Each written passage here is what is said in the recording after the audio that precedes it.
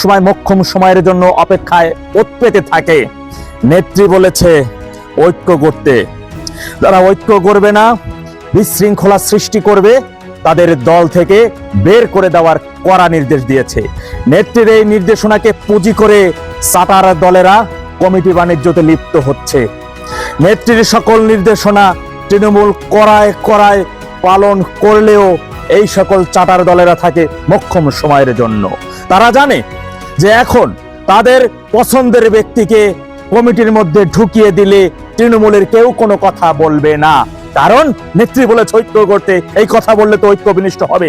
নেত্রী কি কখনো বলেছে যারা গণভবন লুট করেছে, যারা নিবেদিত নয়, 5 তারিখের পর থেকে যারা না ছিল অনলাইনে, না ছিল অফলাইনে, কোথাও সক্রিয় নয়, তাদের কমিটিতে বসাও? নেত্রীকে বলেছে দলের মধ্যে থাকা যারা আপনারা মাননীয় নেতা আছেন, আপনাদের সন্তানেরা যেন আপনাদের ক্ষমতার প্রভাবকে কাজে লাগিয়ে তাদের পছন্দের ব্যক্তিকে কমিটিতে ঢুকিয়ে দিতে পারে, এমন নির্দেশনা কোথাও কি দিয়েছেন? এই যে কিছুদিন আগে নেত্রীর যে সংবাদ সম্মেলন ছিল, আমরা দুইটি জিনিস লক্ষ্য করলাম। সেখানে ভিডিওতে দেখলাম একজন নারী, তার পিছনে বাংলাদেশের পতাকা টানানো, তিনি সেই গ্রুপ কলের মধ্যে, অর্থাৎ এই সংবাদ সম্মেলনের মধ্যে উপস্থিত। আমি তো ভাবছিলাম তিনি বড় ধরনের কোনো নেত্রী হবে, ভাবছিলাম তিনি হয়তো কোনো বক্তব্য দিবেন, তাকে কোনো প্রশ্ন করা হবে। প্রথম থেকে শেষ অবধি তিনি চুপ করে রইলেন। তার বিষয়ে একটু জানতে চাইলাম, বিভিন্ন জায়গায় দেখলাম পিয়াল ভাই তার ফেসবুক লিঙ্কটা পোস্ট করেছে, ফেসবুকে ঢুকে দেখলাম 5টা-6টা লাইক। দলীয় 5 তারিখের পর থেকে তার সক্রিয় কোনো কিছু দেখলাম না। দলের অধিকাংশ ব্যক্তিরা কে তাকে এত বড় প্ল্যাটফর্মে নিয়ে আসলো, সারা বাংলাদেশ সহ বিশ্বের মানুষ তাকে দেখলো, কে সে? দেখলাম সাংবাদিক সুলতানা নামক, কথিত সাংবাদিক সুলতানা। একেবারে জুলাইয়ের যদি আপনি প্রথম শ্রেণী 10 জন গণমাধ্যম কর্মী তারা ডলারখোর, তাদের নাম যদি আপনি তালিকা করেন, অবশ্যই তার নামটি সেখানে প্রাপ্য। এর আগেও তিনি আওয়ামী লীগের অনেক সিনিয়র নেতাদের সাক্ষাৎকার নিয়েছেন।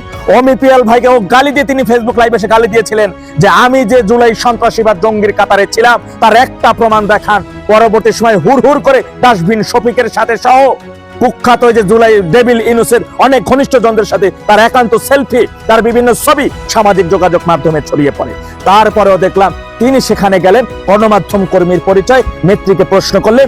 আবার দেখলাম তিনি ফেসবুক লাইভে এসে বললেন যে তার সাথে কথা হয়েছে, তিনি খুব ফুরফুরে মেজাজে আছেন, তিনি খুব ভালো অবস্থায় আছেন। ওয়েল, নিজেকে কি জানান দিলেন যে এখন আপনি অনেক বড় কিছু তিনি করছেন? এই তো এভাবেই দেখতেছি বিভিন্ন জায়গায় গণভবন লুটপাটের বিভিন্ন কমিটিতে স্থান পাচ্ছে। গত 2-5 তারিখ থেকে রাজপথে সক্রিয় থাকা অনেক নেতা কর্মীদের দেখতেছি ওয়ার্ড পর্যায়ে কোন একটি কোণার মধ্যে তাদের বসিয়ে রাখা হচ্ছে। তার কাছে যদি আবার জানতে চাই, দেখি তিনি তার আহ্বায়ককে চিনেন না, সভাপতিকে চিনেন না, বিতর্কিতদের যেভাবে হুড় করে কমিটিতে আনতেছেন, আমরা আতঙ্কিত যে আগামীতে নেত্রী যে দেশে আসবেন প্রত্যাবর্তন, যেভাবে বিতর্কিতদের কমিটিতে আনা হচ্ছে, যাদেরকে নিয়ে আমরা যে মিছিল করব, আন্দোলন করব, যে লোকটা আমার পিছনে, ওর হাতে থাকা ওইটা দিয়ে যে আমাকে আঘাত করবে না, ও যে ওইখানে আমাকে মেরে ফেলবে না, এর নিশ্চয়তা কে দিবেন? রাখি তার শুনলাম কোন এক মাননীয় নেতার সন্তান, তিনি তার জামাতাকে সাথে নিয়ে বিভিন্ন কমিটিতে তার পছন্দের লোককে বসিয়ে দিচ্ছেন। এই ধরনের নির্দেশনা কিন্তু নেত্রী দেয় নাই। কোথাও দিয়েছে? দিয়ে থাকলে আমাদেরকে জানান, আমরা চুপ করে থাকি। আপনাদের সংগঠন, আপনারা কখন আসবেন, কখন কি করবেন, যা মন চাই আপনারা করতে থাকেন। সংগ্রাম শুরু করেছি, যুদ্ধ শুরু করেছি, সবকিছু মৃত্যু অপেক্ষা, উদ্দেশ্য একটাই, আওয়ামী লীগ হেরে গেলে বাংলাদেশ হেরে গেছে, আওয়ামী লীগ হেরে গেলে বাংলাদেশ হেরে যায়। তাই আওয়ামী লীগকে নিয়ে আসা মানে বাংলাদেশের বিজয়, বাংলাদেশের বিজয় আসবে, নেত্রী তার প্রাপ্য সম্মানের স্থানে বসবে, কণ্ঠ বন্ধ হয়ে যাবে, সেদিন আর আপনাদের জন্য কথা বলবো না। কিন্তু যতদিন আছি তৃণমূলের জন্য হুঙ্কার দিয়ে কথা বলে যাব, যতদিন আছে তৃণমূলের অধিকারের জন্য কথা বলে যাব, ইনশাল্লাহ। এই কমিটমেন্ট তৃণমূলের কাছে করেছি। দয়া করে দলের এই সর্বোচ্চ দুঃসময়, দলের এই ভয়াবহ সময় আপনারা কমিটি বাণিজ্য করে এবং পছন্দের ব্যক্তিকে কমিটির মধ্যে বসিয়ে দিয়ে তৃণমূলের হৃদয় একেবারে আঘাত আনবেন না, তাদের কলিজার মধ্যে বিষাক্ত তীর ছুড়বেন না।